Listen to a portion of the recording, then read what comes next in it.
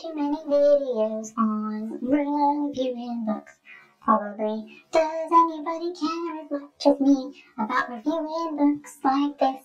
Probably not. Alright, listen up book lovers, because whether you care as much about book reviews as I do, I'm going to explain what a book review rating system is, why you should bother creating one in the first place, and how to create one. Oh, and I'll show off mine too. Fun! So let's start with the basics. What is a book review rating system anyway?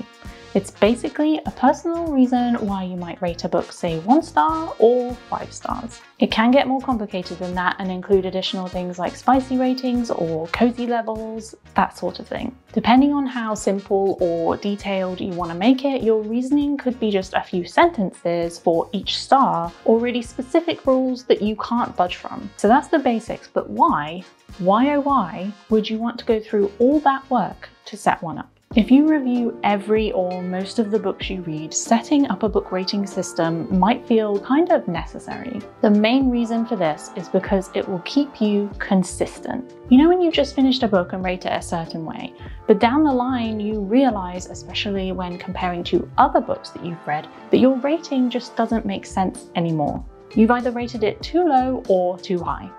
That's what a rating system aims to avoid. When you rate and review a book, you want to be consistent. Vibes or how you feel will play a part in the reviewing process for sure, but they don't make for the most consistent review in the end. A rating system also helps when writing your review because you've already set out your criteria for certain standards being met. You can also use these to help you structure your review. Essentially, they give you something to talk about. So if you feel like a rating system is for you now, or maybe you have one and you're looking to see if you can make it just a little bit better, this next section is going to help. And let's talk about that, because there's not just one way to do a book rating system. There are a few. The first one is the one I'm currently using, and I'm pretty sure it doesn't have a name, so let's just call it the basic beach system. In this system, you write out each star and give a reason why you'd give a book that star rating. For example, if I were to give a book 1 star, my reasoning would be this. I rarely give books 1 star because I can almost always find something redeemable. But if I did give it 1 star, there would be little to no redeeming qualities. For 5 stars, it would be like this. This book was amazing and I loved it. I want everyone to read it. I could find very little fault with this book. This book rating system is probably the easiest to set up. It's based more on feeling and less on the technical aspects. You can get more descriptive with your reasoning with this method if you want to, or keep it simple like me. Honestly, now that I've put together this video, I'm thinking I might change up my rating system for even more consistent results, because the next few systems are real good. Introducing the core pile system. This honestly sounds like cow pile to me and a little intimidating, but it's not. Core pile was first created by the YouTuber Book Roast, so check out their original video with the link in the description. This system is broken down into the following things. Characters, how well developed and interesting the characters are. Atmosphere, the mood, setting or tone of the book. Writing, the quality of the writing style. Plot, how engaging and coherent the plot is. Intrigue, how much of the book kept the reader interested. Logic, how well the story made sense or followed its internal logic. And enjoyment, the overall pleasure of reading the book. For each of the items on the list, you rate it on a 0 to 10 scale. Add them up and divide by 7. This then gives you a star rating out of 10 that needs one more step, converting. To do this, here's the conversion. If it's less than 1.1, it's 0 stars. 1.1 to 2.2 is 1 star. 2.3 to 4.5 is 2 stars. 4.6 to 6.9 is 3.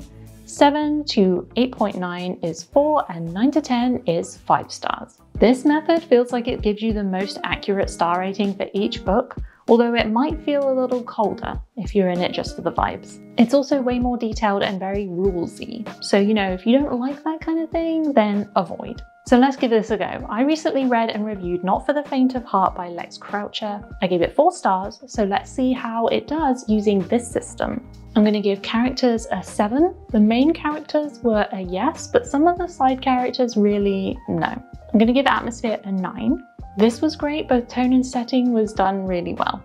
Writing a 9, Lex Croucher is a great writer. I'm going to give the plot an 8. I enjoyed the plot, but some bits not so much. Intrigue 6. It starts quite slow, otherwise this would be higher. Logic 6, I had some issues with some parts of the story, spoiler free, I'm not going to say what they are. And Enjoyment 7, it was a fun book. So adding them up gets me 52 and dividing that by 7 gives me 7.4, which according to our conversion formula is 4 stars.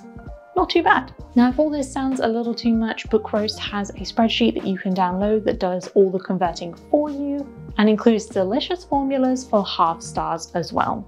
So check her out. Okay, so if Basic Beach is too simple and Core Pile too complex for your tastes, there is one rating system that might work instead.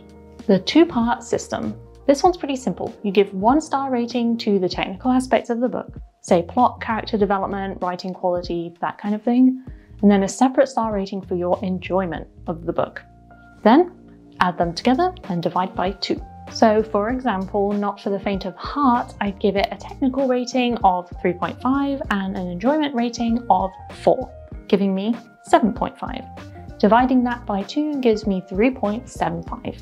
which is pretty close to my original rating. It's not as in-depth as Core Pile, but it does take way less time, so it could be a good solution. With any of these techniques, it's pretty easy to customize them to suit you. For example, you could change the weight of some of the ratings should you care about one aspect more than the others. Or you could change what you include altogether and change some of the terms. Up to you. Next, let's talk about bonus ratings you want to add to your reviews. But before that point, let me know how you rate your books in the comments. Do you use a specific rating system or just go for the vibes? So depending on how in-depth of a reviewer you are, you might have some additional ratings you want to add to your reviews. These kinds of things can help other readers to see at a glance what kind of levels of these things you find in the book that you're reviewing. For example, if you're reviewing romance or romantasy, you might want to include a spice rating. This will give readers an idea of how much spice or sexual content is within the book. Or if you read a lot of cozy books, you might want to have a cozy rating to give people an accurate idea of just how cozy the book actually is. Want some more examples? Okay, how about a tearjerker rating, a scare rating, a humor rating, a gothic rating, a diversity rep rating, a queer rep rating, audiobook narrator rating, trigger warning check rating, I could go on. So if you've picked your book rating style and you've added some little extras, how do we communicate this to anybody reading our reviews? Having a rating system is a personal thing, but it's also very useful for readers to be able to see the reasoning behind your rating. This goes for your added sprinkle ratings too. This entirely depends on where you post your reviews and if you have things like social media. If you post reviews on Goodreads, you could add your rating system directly into your About Me section in your profile. If you have a blog or use social media, you can add your rating system there. In all cases, it's worth adding a line into your review that points people to the review system. It could say something like this. Interested in my review system or want to know what the cozy meter means? Check out the About Me description or wherever you keep your explanation. This way, readers can not only understand how you came to your rating conclusion, but they can understand what your added rating actually means. Because 3 chili peppers of spice doesn't mean anything unless it comes with an explanation. Phew!